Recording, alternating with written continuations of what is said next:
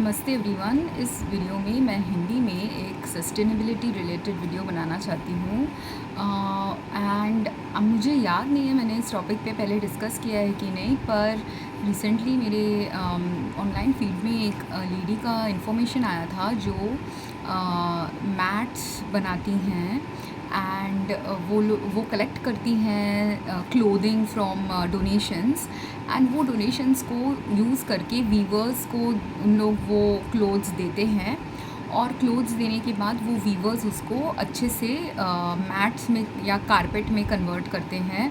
वो जो चटाई होती है, जिस चटाई में हम या आसन बोलते हैं हिंदी में, आसन चटाई बनाते हैं उन लोग, जिससे छोटा चटाई जिसमें एक स्टूडेंट बैठ सकता है स्कूल में, वैसे चटाई उन लोग बनाते हैं। या घर में कोई अगर बैठने के लिए लोगों को चाहिए, खाने के जगहों में बैठ के जब हम खाते हैं फ्लोर में बैठ के, वैसी वाली रज़ाई या चटाई उन लोग बनाते हैं पुराने क्लोथ से।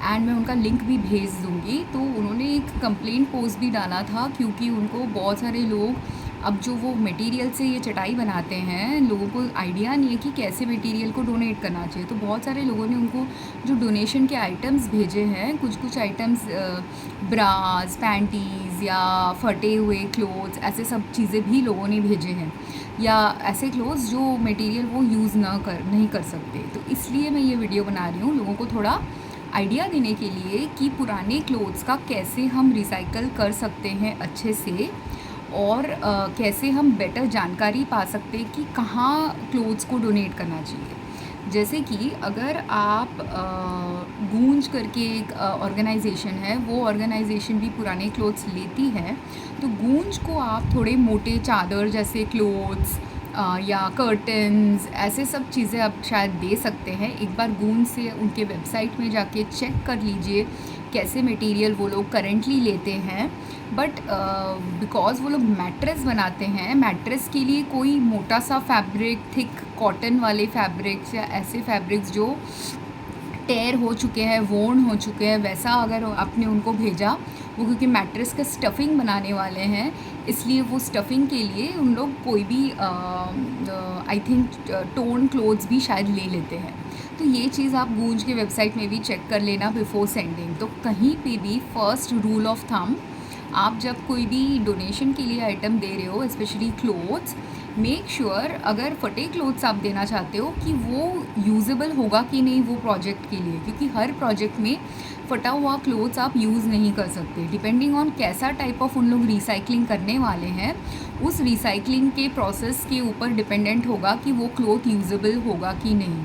तो आप पर्पस पहले जानिए कि किस वे में वो क्लॉथ रिसाइकल होने वाला है। सेकेंड रूल ऑफ थंब, भेजने के पहले हमेशा आप जो भी क्लोथ्स भेज रहे हैं अच्छे से धुल के आप भेजना, ऐसे ही बिना धुले हुए क्लोथ्स कभी नहीं भेजना। Thirdly, try to make sure वो क्लोथ्स थोड़े अच्छे कंडीशंस में हो, इन द सेंस कि बहुत ज़्यादा फेडेड आउट नहीं हो।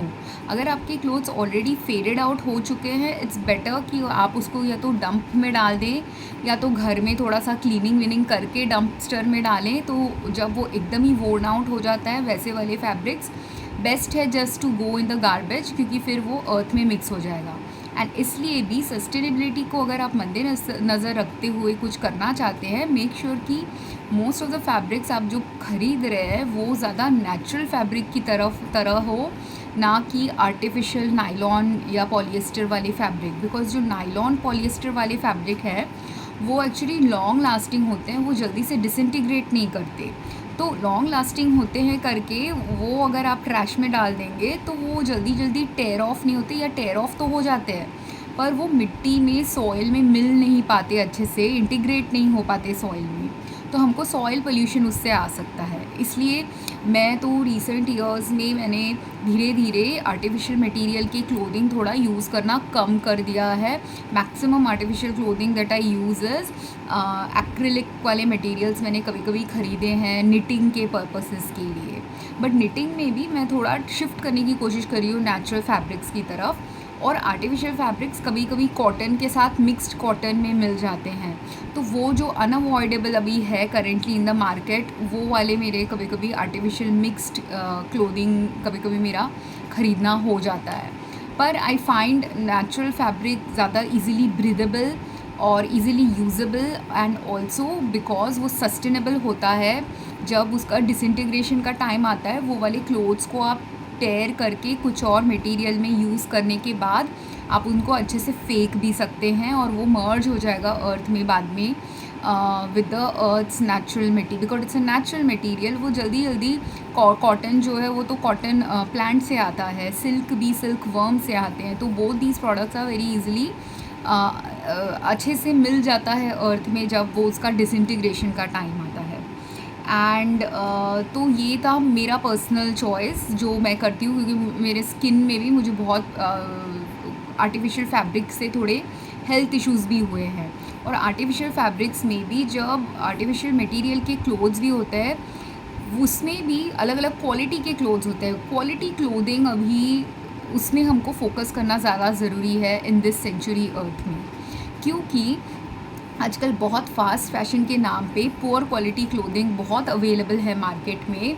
मैं तो परेशान हो जाती हूँ जब मैं शॉपिंग करने जाती हूँ आजकल। पहले जब मैं शॉपिंग जाती थी, मैं I am not a typical girl shopper, तो मुझे ना घंटे अच्छा नहीं लगता शॉपिंग करना। और अगर 1 घंटा मैं शॉपिंग कर लूँ कभी कभी कपड़े के लिए, तो मैं फ्रस्ट्रेट हो जाती हूँ। मेरे को मेरे अंदर वैसे लेवल का एक फ्रस्ट्रेशन कभी कभी आ जाता है। ऐसा नहीं है कि मैंने किया नहीं है, 1-2 घंटे की शॉपिंग मैंने यूएस में भी की है, इंडिया में भी की है। पर पहले तो फिर भी कर सकते थे 1-2 घंटे की शॉपिंग, बस विंडो शॉपिंग थोड़ा सा, फिर देखना कि कौन सा स्टाइल मैच कर रहा है या मटेरियल मैच कर रहा है या बजट मैच कर रहा है, ये सब देख के मैं शॉपिंग करती थी। तो कभी कभी 1-1.5 घंटा लगता था, और तब मैं फ्रस्ट्रेट थोड़ा सा बस इतना हो जाती थी कि मुझे 1.5 घंटा पसंद नहीं है स्पेंड करना। मेरा आइडियल टाइम शॉपिंग के लिए है आधे घंटे में शॉपिंग कर लो, ख़त्म कर लो, कि पता हो मुझे ऐसा चीज़ ख़रीदना है, जाके वो ख़रीदो, अगर मिल गई तो अच्छा, नहीं मिली तो मैं ऐसे ही बहुत देर तक, घंटों तक विंडो शॉपिंग मुझे पसंद नहीं है। और क्योंकि मैं बिज़ी हमेशा रहती थी, कुछ ना कुछ और काम में मेरा फोकस रहता था, तो मैं नॉर्मल लड़कियों की तरह ज़्यादा टिपिकल शॉपिंग चीज़ों में फ़ोकस नहीं रखती। पर मुझे आजकल फ़ोकस रखना पड़ता है बिकॉज ऑफ हेल्थ चैलेंजेस, जिसमें अगर मैं राइट कॉटन का क्लोथ्स नहीं ख़रीदूँ तो मुझे हेल्थ प्रॉब्लम्स आ जाता है। क्यों? क्योंकि कॉटन के भी, अभी कॉटन के नाम पे इतने फैब्रिक्स हैं, ऑनलाइन से भी मैं ख़रीदती हूँ, दुकान में जाके भी मैं ख़रीदती हूँ, पर प्रॉब्लम ये है अगर वो अच्छे डाइज़ नहीं उसमें यूज़ किए हैं, और मेरा थोड़ा organ damage and cancer related problems चल रहे हैं। You can call it pre cancer condition, you can call it actual cancer, depending on how you are diagnosing मेरे रिपोर्ट्स को। तो जो भी है राइट नाउ, मुझे करेंट एक्यूरेट डायग्नोसिस कैंसर का नहीं मिला है, पर डेफिनेटली वो प्री कैंसर स्टेज में मैं हूँ। एंड ऑर्गन डैमेजेस के इंडिकेटर्स थोड़े थे मेरे टेस्ट में। तो बोथ ऑफ दिस, अभी डॉक्टर्स मुझे कब डायग्नोसिस देंगे, कब मैं जाके डॉक्टर से डायग्नोसिस लूँगी, वो अलग बात है। पर जब मेरे बॉडी में डैमेज चल रहा है, तब डैमेज जब चल रहा होता है किसी के भी बॉडी में, कोई भी टाइप का डैमेज या स्लो बिल्डिंग डिजीज़ चल रहा होता है लाइक ऑर्गन डैमेज और कैंसर, उस वक्त क्या होता है कि आपका skin, because skin is also organ, आपके स्किन को भी इम्पैक्ट करता है कुछ चीज़ें जो टॉक्सिक होती है फॉर यूज़। तो मेरा स्किन बिकॉज सेंसिटिव है करेंटली, तो बहुत सारे केमिकल से मेरा स्किन सेंसिटिव है करेंटली, नॉट जस्ट केमिकल जो हम खाते हैं पीते हैं। तो मेरे स्किन में एनी आर्टिफिशियल डाई वाले क्लोथ्स से प्रॉब्लम हो रहा है। कोई क्लोथ्स में अगर उन्होंने ऐसे केमिकल्स डाले हैं क्लोथ्स को ब्राइट दिखाने के लिए कस्टमर्स को, वैसे वाले आर्टिफिशियल केमिकल्स उन लोग यूज़ करते हैं। कभी कभी अगर कॉटन ही ऐसे प्लांटेशन में ग्रो हुआ है या ऐसे जगह में स्टोर्स में स्टॉक्ड हुआ है जहाँ पे पेस्टिसाइड यूज़ चल रहा है, वो क्लोथिंग में आ गया है वो पेस्टिसाइड्स भी। सो पेस्टिसाइड्स, आर्टिफिशियल केमिकल्स वाले कॉटन या आर्टिफिशियल केमिकल्स वाले silk worm related preservation techniques, cotton fabric को प्रिजर्व करने के टेक्निक्स बहुत हैं। प्लस जब फैब्रिक्स बनते हैं, वो फैब्रिक्स का एक धोने का प्रोसेस होता है, तो आप डाइंग के प्रोसेस में देखेंगे या धोने के वॉशिंग के प्रोसेस में देखेंगे कि वो कॉटन को वाइट दिखाने के लिए उन लोग बहुत धोते हैं या कुछ और केमिकल डालते हैं ताकि वो कॉटन एकदम प्योर वाइट दिखे।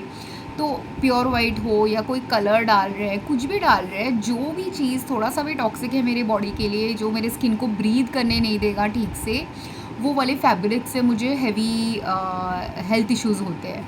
तो अगर आपके फैमिली में ऐसे कोई मेंबर्स हैं जिनको हेल्थ इश्यूज़ हो रहे हैं फैब्रिक्स पहन के, बच्चे हैं, बेबीज़ है, एल्डरली है जो इरिटेट हो रहे हैं क्लोथ्स पहन के, आप देखेंगे भी वो लोग स्क्रैच कर रहे होंगे skin after wearing a particular kind of cloth और वो नया ही क्लॉथ है या आपने उसको वॉश में डाला फिर पहना, तो अगर आपके घर में भी वाटर पोल्यूशन है प्लस वो क्लोथ्स में थोड़े से केमिकल्स है, दोनों मिला के आपको स्किन डैमेज दे सकते हैं।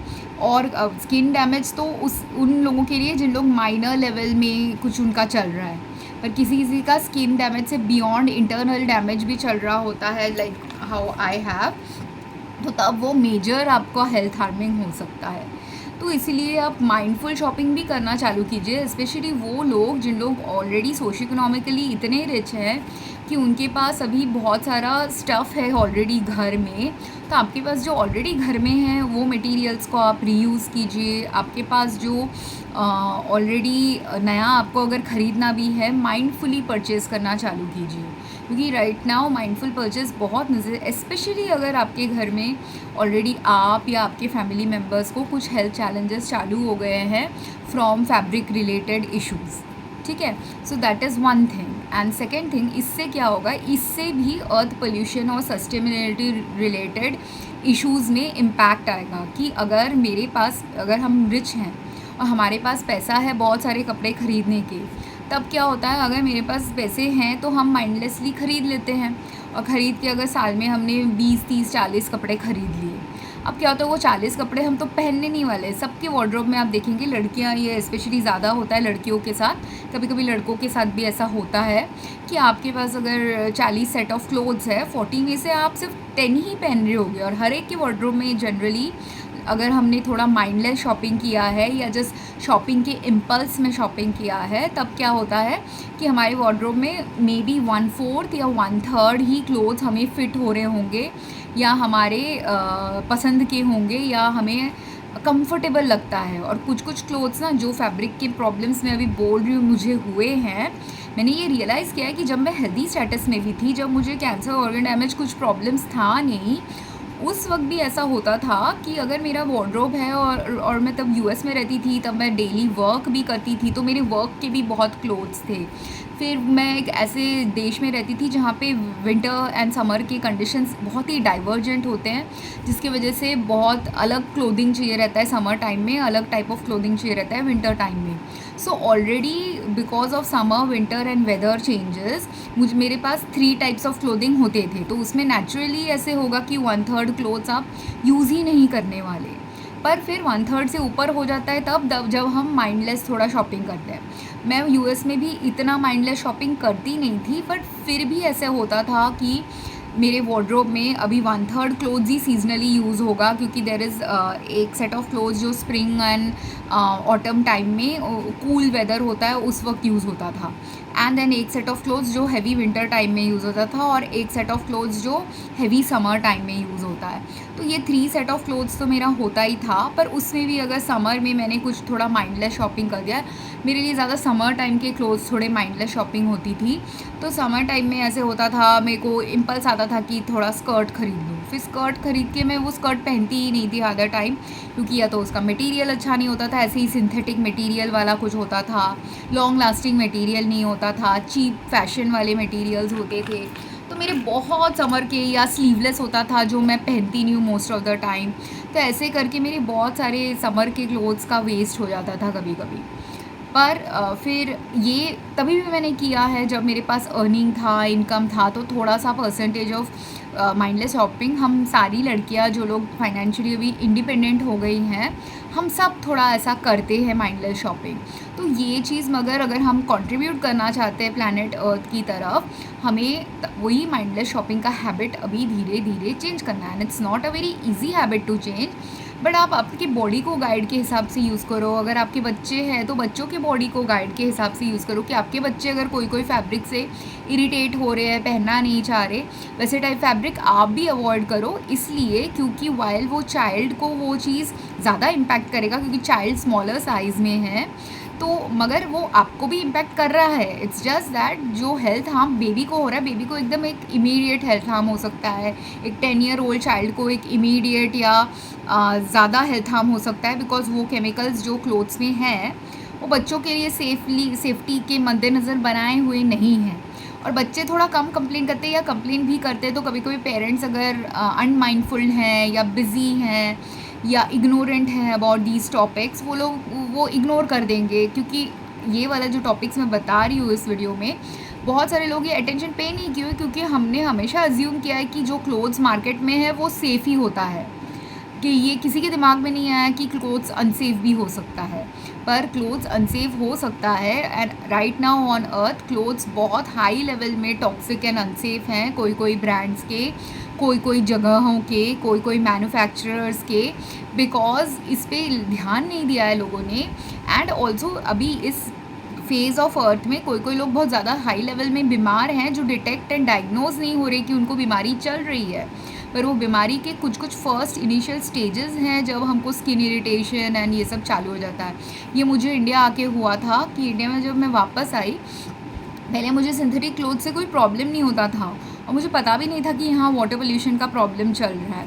बट मेरे स्किन ने इंडिकेटर दिया था 10 साल पहले यहाँ पे कि नवी मुंबई में वाटर पोल्यूशन का प्रॉब्लम है, कि मुझे थोड़े थोड़े एक्जिमा जैसे कंडीशंस होते थे, स्किन इरिटेशन होता था सिंथेटिक फैब्रिक पहनने के बाद। जो मैंने यूएस में वही same similar type of synthetic fabric पहन के मुझे कुछ नहीं हुआ, वही सिमिलर डाइज पहन के कुछ नहीं हुआ, फिर अभी क्यों होने लग गया? क्योंकि धीरे धीरे यहाँ के केमिकल्स मुझे इम्पैक्ट कर रहे थे, और not just chemicals, there are other factors also, personal factors, जिस सब की वजह से मुझे इम्पैक्ट हो रहा था। धीरे धीरे धीरे धीरे मेरा हेल्थ वर्सन हो रहा था। तो वो skin irritation was just the early indicator कि कुछ गड़बड़ है इस एनवायरनमेंट में, कुछ गड़बड़ है यहाँ की क्लोथ्स में, जो मुझे धीरे धीरे 10 साल लगे मुझे समझने में। पर वो 10 साल में मेरे बहुत सारे डैमेजेस भी हो गया, स्किन डैमेज, जो अभी दूसरे लोग वो अफोर्ड नहीं कर सकते जिस लेवल में मैं स्किन डैमेज सहा है। और वो भी क्योंकि मैं अभी सिंगल लाइफ लीड कर रही हूँ, बहुत ही मोर और लेस सिंगल पर्सन का लाइफ मैं लीड करती हूँ। फैमिली के साथ रह के भी बहुत ही सिंगल सा लाइफ स्टाइल है मेरा।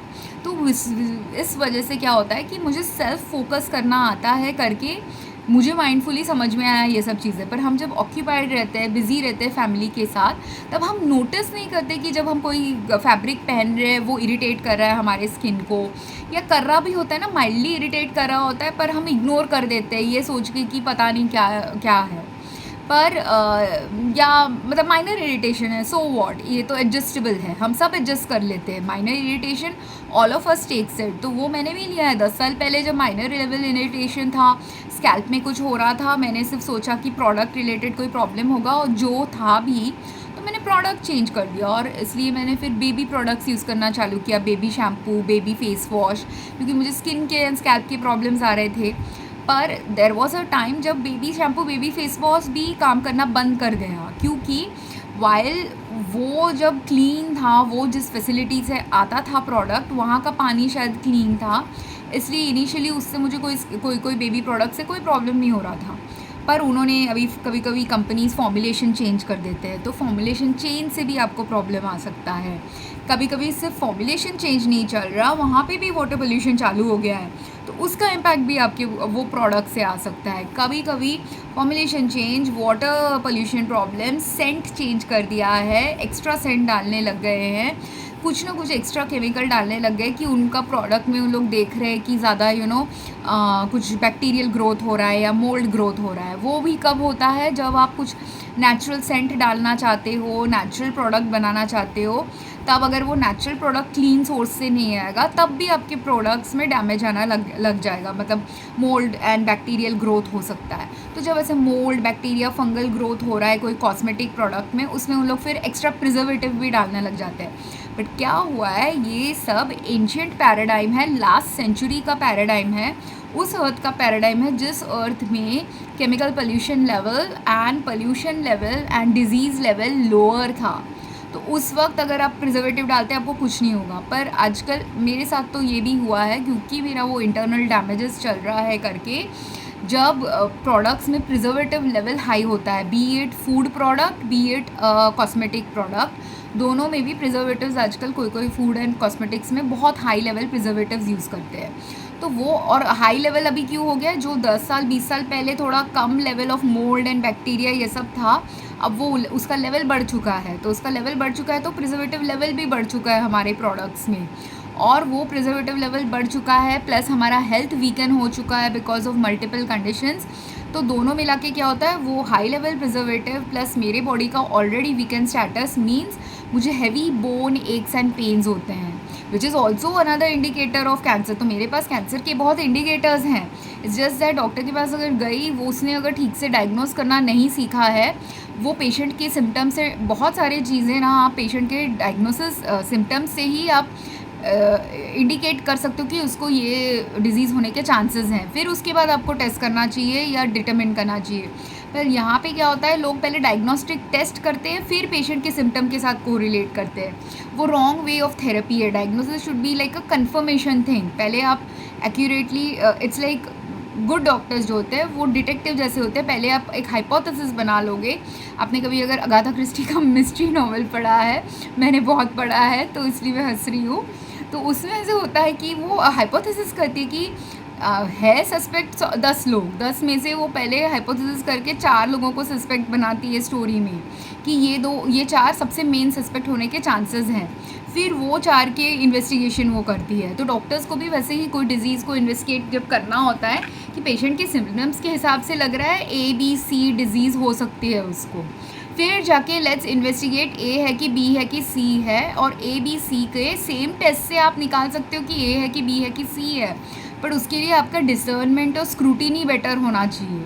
उससे आप सेम ही टेस्ट से सारे तीनों को डायग्नोज कर सकते हो, और उससे प्लस पेशेंट के सिम्टम्स को मिला के दोनों चीज़ को जॉइन करना होता है। पर बहुत सारे डॉक्टर्स नहीं कर पाते या नहीं करते या नहीं जानते इस स्किल को कैसे डेवलप करना है।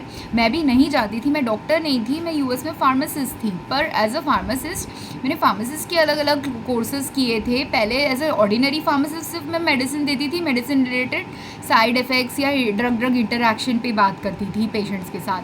पर बाद में जब मैं डॉक्टरल डिग्री प्रोग्राम में एंटर की थी, उसमें पेशेंट डायग्नोसिस के रिलेटेड जो जो चीज़ें मैं बता रही हूँ, ये भी उसका एक डिग्री कोर्स का एक एस्पेक्ट है, जिसमें कैसे पेशेंट को डायग्नोज करते हैं वो मैं लर्न कर रही थी। तो इसलिए मेरे पास पार्शियल लर्निंग है, वही लर्निंग है जो यहाँ के डॉक्टर्स के पास भी होना चाहिए, और वो नेसेसरी है पेशेंट को एक्यूरेटली डायग्नोज करके मेडिसिन देने के लिए। क्योंकि हम वैसे अर्थ में जिसमें गलत मेडिसिन भी हमने खा लिया तो हमको हेल्थ इम्पैक्ट पहले भी वैसे ही है कि अगर आपको कोई भी गलत मेडिसिन मिल जाए तो आपको इम्पैक्ट कर सकता है। पर अगर आप ज़्यादा वीकेंड स्टेटस में, वो पेशेंट को गलत मेडिसिन और ज़्यादा लेवल में इम्पैक्ट करता है। इसलिए ये जानना भी ज़रूरी है। And now coming back to sustainability, ये भी एक सस्टेनेबिलिटी का पार्ट है कि गलत मेडिसिन नहीं खाना चाहिए, गलत चीज़ें नहीं खानी चाहिए, गलत प्रोडक्ट्स नहीं कंज्यूम करना चाहिए, कोई भी लेवल का प्रोडक्ट। तो आप जितना माइंडफुली कंज्यूम करोगे उतना क्या होगा, अगर मैंने माइंडफुली देख लिया कि इस कंपनी का शैम्पू मुझे अच्छे से भा रहा है, तो let's by that shampoo only, और पूरे फैमिलीज़ के लिए एक ही चीज़ यूज़ कीजिए। ट्राई कीजिए कि एक ही क्वालिटी का, गुड क्वालिटी का चीज़ सब लोग यूज़ करेंगे तो वो थोड़ा बेटर होगा दैन 10 प्रोडक्ट एक फैमिली में यूज़ करना। और लड़कियां ही ज़्यादा प्रोडक्ट्स भी यूज़ करती है, तो प्रोडक्ट यूजेज भी अभी थोड़ा थोड़ा करके मिनिमाइज़ करना ज़रूरी है। क्योंकि प्रोडक्ट्स रिलेटेड ऐसे सब जो प्लास्टिक के बॉटल्स है, प्लास्टिक के कंटेनर्स हैं, ये सब रिसाइकल नहीं हो रहे, या रिसाइकल करेक्टली कोई सिस्टम ही नहीं क्रिएट किया है अर्थ में। जो करना ज़रूरी है कि जब मास कंज्यूमरिज्म बढ़ रहा है, रिसाइकलिंग के स्टेप्स भी करना ज़रूरी है, प्लस नॉट जस्ट रिसाइकलिंग के राइट स्टेप्स करना ज़रूरी है। और वो कंपनीज़ को ही सस्टेनेबल वेंचर्स निकालना है, कैसे आप रिसाइकल करें आपके ही बॉटल्स एंड पैकेजिंग को, ताकि वो ब्लैक मार्केट में न चला जाए। ये भी बहुत सारी कंपनीज़ को करने की ज़रूरत है। वेर एज कंज्यूमर्स को क्या करने की ज़रूरत है, कंज्यूमर्स को माइंडफुल कंजम्पशन करने की ज़रूरत है। और जब हमारे पास पैसा ज़्यादा आ जाता है तब क्या होता है, हम माइंडफुलनेस कंजम्पशन थोड़ा ज़्यादा करने लग जाते हैं, क्योंकि हमारे पास पैसे की कमी नहीं है, राइट। तो हमें चिंता नहीं करनी कि क्या स्पेंड करना है, तो हम कुछ भी चीज़ जो अच्छी लग रही है इम्पल्सिवली ख़रीद लेते हैं। पर ख़रीदने के बाद फिर पहन के पछताते हैं। और अगर आपने ख़रीद के एक बार दो बार मिस्टेक करके अगर उससे सीख ले ली, तो आप कंटिन्यूसली माइंडलेस कंजम्पशन नहीं करेंगे। पर अगर आपने कभी वो थॉटफुली सोचा नहीं कि ये प्रोडक्ट ख़रीद के मुझे स्किन इरिटेशन हो रहा है, या ये कपड़ा पहन के मेरे को सूट ही नहीं कर रहा, ये ब्रांड के कपड़े अभी मुझे सूट करना बंद कर दिए हैं, कुछ तो प्रॉब्लम है इनके डाई में, ये सब आप नहीं सोचोगे तो आप बेटर अर्थ की तरफ कैसे लेके जाओगे, या बेटर हेल्थ की तरफ भी आपके बॉडी को कैसे लेके जाओगे। क्योंकि जितना ज़्यादा केमिकल लोड आपके बॉडी में आप डालोगे, chemical microbial product related load हो, जितना आप डालोगे उतना पुअर हेल्थ स्टेटस आपका होगा। और जितना बेटर क्वालिटी के प्रोडक्ट्स आप यूज़ करोगे या आपके घर के एनवायरमेंटल कंडीशंस को बेटर रखोगे, तब आपका हेल्थ बेटर होगा। मेरी लाइफ में because there are other factors other than मेरे कंट्रोल के फैक्टर्स, इसलिए मैं जितना बैड प्रोडक्ट्स को यूज़ करना कम कर सकती हूँ, उसकी वजह से कैंसर होते हुए भी मैं इतने सारे साल जी पा रही हूँ। बहुत सारे लोग होते कैंसर होते हुए अब तक या तो मर चुके होते अगर उनको ट्रीटमेंट नहीं मिली होती, या तो फिर उन लोग उतने फिट हेल्थ स्टेटस में नहीं होते जितने मैं। वैसे भी बहुत एक्सट्रीम फिटनेस लेवल पे नहीं हूँ मैं, कैंसर लेवल के ही फिटनेस में, थोड़ा हाई लेवल के फिटनेस लेवल में हूँ। सो दिस थिंग डिफरेंस कि जब आपको कैंसर हो जाता है आपका फिटनेस लेवल एकदम ड्रॉप कर जाएगा। आपको जब ऑर्गन डैमेज होता है तब भी आपका fitness level, internal fitness level drop कर जाएगा। तो जब इंटरनल फिटनेस लेवल ड्रॉप हो जाता है तो आपको एक्सटर्नल कंडीशंस को इसलिए जितना हो सके सेफ़र बनाना होता है, कोशिश करनी होती है कितने एक्सटर्नल कंडीशन सेफ़ रहे, कंजम्पशन वाले चीज़ें सेफ़ रहे, जो अंदर बॉडी में जाएगा वो प्रोडक्ट सेफ़ रहे। और अगर वो नहीं रहेगा तो कोई भी जो लो फिटनेस लेवल के स्टेटस में जिसके इंटरनली कुछ चल रहा है, जो विजिबली देखने से आपको ज़्यादा डिफरेंस नहीं समझ में आएगा, उनको ही डिफरेंस समझ में आएगा जो क्रिटिकल डिसर्नमेंट जानते हैं, कैसे लोगों को डायग्नोज करना है, कैसे समझना है किसको क्या चल रहा है। उसी वक्त आप समझ सकते हैं किसको क्या प्रॉब्लम चल रहा है, राइट। एंड वो अगर डॉक्टर है तो वेरी गुड, वो डॉक्टर आपको हेल्प कर सकता है। वो अगर कोई हीलर है वो भी वेरी गुड, वो हीलर आपको हेल्प कर सकता है। पर सबसे ज़्यादा हेल्प आपको तभी आएगा जब आप क्लीनेस्ट अर्थ में रहेंगे, क्लीनेस्ट होम कंडीशंस में रहेंगे, क्लीनेस्ट हो air, water, food, clothing, shelter, medicine, सब कुछ क्लीन फॉर्म में आप प्रोडक्ट्स यूज़ कर रहे हैं। और बहुत प्रोडक्ट्स हैं हमारे मार्केट में जो या तो ऑलरेडी टॉक्सिक लेवल्स में हैं या क्लीन है ही नहीं, और क्लीनलीनेस उनका क्लीन है ही नहीं, मतलब वो लोग गुड मैन्युफैक्चरिंग प्रैक्टिसेस के स्टेप्स तो फॉलो कर रहे हैं, पर आपको अगर पता ही नहीं है कि ये प्रोडक्ट जो 10 साल पहले किसी कंपनी ने क्रिएट किया था तब शायद उस अर्थ के लिए वो सेफ़ था, या 50 साल पहले क्रिएट किया था उस अर्थ के लिए वो सेफ़ प्रोडक्ट था, पर अभी के अर्थ के लिए वही same product with same consistency अभी के पेशेंट पॉपुलेशन के लिए वो सेफ़ नहीं है। ये चीज़ लोगों को समझना थोड़ा डिफ़िकल्ट हो जाता है कंसेप्चुअली, बिकॉज आप अगर केमिस्ट्री के स्टूडेंट नहीं हो या केमिस्ट्री या टॉक्सिकोलॉजी ये सब सब्जेक्ट्स पे ज़्यादा समझे नहीं हो या काम नहीं किए हो तो थोड़ा सा कंसेप्चुअली डिफ़िकल्ट हो जाता है। पर क्लोथ रिलेटेड जो पॉल्यूशन प्रॉब्लम है ये तो हम सब ने देखा है। हमारे घर में जब अलमारी भर जाती है, अगर आपकी वाइफ ने 10 साल में 100 कपड़े खरीदे हैं आपके लिए, आपके बच्चों के लिए, सबके लिए 100 से भी ऊपर कपड़े हो गए, ये एक पूरी अलमारी भर गई है। हमारे अर्थ भी वैसी है, अर्थ का एक डेफिनेट स्ट्रक्चर है जिसमें अभी अलमारी भर जाने जैसे हो जाएगी। तो तब अगर हमने माइंडलेस कंजम्पशन ज़्यादा किया है तब क्या होगा, हमको डोनेट करने का इच्छा आएगा, पर हम कितना डोनेट करेंगे जब प्रॉस्पेरिटी लेवल सबका इक्वल हो जाता है या हाई रहता है, या इतना है कि लोग अपने लिए खुद से ख़रीद सकते हैं चीज़ें, उस वक्त आप डोनेट भी करोगे तो कहाँ डोनेट करोगे, कोई है ही नहीं डोनेट करने के लिए स्टफ़। एंड अगर आपने डोनेट भी कर दिया तब क्या हो जाता है, जब अगर हमने माइंडलेस कंजम्पशन किया है तो वो माइंडलेस डोनेशन की तरफ भी चला जाता है। सो दिस लेडी, उनका जो एक ऑर्गेनाइजेशन था, वो लोग जो चटाई बना रहे हैं, मैट्स बना रहे हैं, वो मैट्स के लिए अभी उनके डोनेशन स्पेसिफिक अभी चीज़ें मैं बता देती हूँ 2-3, क्योंकि मैंने जब मैं बीमार थी तब मैं बैठ के थोड़ा आर्ट प्रोजेक्ट्स भी घर में बैठ के करती थी। तो मैं पुराने क्लोथ्स, चादर, फटे हुए साड़ीज़, फटे हुए जो फट रहे हैं कुर्ते, ऐसे सब चीज़ों से मैंने बहुत सारे प्रोडक्ट्स बनाए थे जो ऐसे ही घर में यूज़ करके फिर मैंने यूज़ एंड थ्रो कर दिया था या कुछ डोनेट भी किए थे। तो ये जो प्रोडक्ट्स मैंने बनाए थे, क्रोशे करके बनाया था, हैंड क्रोशे करके या नीडल से क्रोशे करके, एंड डिपेंडिंग ऑन क्या मटेरियल मैंने यूज़ किया था। तो अगर चादर था एंड वो सॉफ्ट कॉटन वाला चादर है, सॉफ्ट कॉटन वाला कुर्ता है, सॉफ्ट सिल्क वाला कुर्ता है या साड़ी है, ये सब से आप अगर सॉफ्टर मटेरियल है तो सॉफ्टर मटेरियल से आप इनकी चटाई जैसी चीज़ें बना सकते हो, क्योंकि चटाई में तो आप बैठने वाले हो ना। तो अगर आपने रफ़ मटेरियल भेज दिया तो रफ़ मटेरियल वाले चटाई में बैठना थोड़ा अनकंफर्टेबल होता है। आपने खुद ने भी आसन या चटाई में कभी बैठे हैं तो आप देखना, जितना सॉफ्टर मटेरियल होगा उतना ईजियर होता है उस पर बैठना, या एक मीडियम लेवल का सॉफ्टनेस होना चाहिए। तो ऐसे मीडियम या सुपर सॉफ्ट मतलब मीडियम या गुड क्वालिटी कॉटन का आप चीज़ें अगर भेजोगे उनके ऑर्गेनाइजेशन में तो वो ज़्यादा हेल्प होगा। स्पेशली अगर आपने टी शर्ट जैसे मटेरियल भेजे और जो बहुत ज़्यादा थिक टी शर्ट्स नहीं है, एकदम राइट स्ट्रेच वाले टी शर्ट्स हो, क्योंकि स्ट्रेच मटेरियल्स भी थोड़ा अगर चटाई वटाई में यूज़ करें पार्शियली स्ट्रेचेबल मटेरियल्स, वो थोड़ा ईजियर होता है। तो या तो पार्शियली स्ट्रेचेबल मटेरियल्स भेजना, कॉटन भेजना, थोड़ा थिक लाइक राइट कंसिस्टेंसी, आप चटाई के कंसिस्टेंसी देखे होंगे तो वैसे वाले कंसिस्टेंसी वाले मटेरियल्स भेजना ज़्यादा इजी है। आपका जो ऐसे नाइलॉन या पॉलिएस्टर वाले दुपट्टे या टी शर्ट्स या टॉप्स या स्कर्ट्स ऐसे सब होते हैं, वो सब ना इनके जगह में आप भेजोगे तो वो यूज़लेस हो जाएगा, वो राइट डोनेशन का जगह नहीं है। वो वाले मटेरियल से मैंने थोड़े थोड़े ट्राई किए हैं, वो वाले मटेरियल से बेटर होगा, मैंने उसको यूज़ करके पर्सेस बना दिए हैं कभी कभी। या थोड़े से अगर सिंथेटिक फैब्रिक में भी राइट सिंथेटिक फैब्रिक होगा तभी थोड़े से मैट जैसे कुछ बना सकते हैं। पर मोस्ट ऑफ द टाइम मैंने बहुत सारे क्रोशे करके मैट्स बनाए थे, टेबल मैट्स बनाया था, टेबल मैट या फ्लोर मैट बनाया था। Floor mat and table mat जिसमें अगर कोई गर्म आप चीज़ रखना चाहते हो टेबल पे, तो वैसे वाले जो वुडन के आपको मिलते हैं मैट्स, इंस्टेड ऑफ वुडन के मैंने क्लॉथ से बना दिया था। पर वो वाला क्लॉथ कॉटन से ही सिर्फ बनता है, थिक जो बेडशीट वाला कॉटन होता है और एकदम मोटा वाला बेडशीट वाला कॉटन या मीडियम थिकनेस वाले बेडशीट वाले कॉटन से मैं टेबल मैट्स अच्छा बना सकती हूँ। या अगर आप ऐसे वाले जगहों में भेजो जहाँ लोग मैट्स बनाते हैं, वहाँ आप भेज सकते हो। या मैट्रेस कवर के लिए आप वो थिकर मटेरियल यूज़ कर सकते हैं।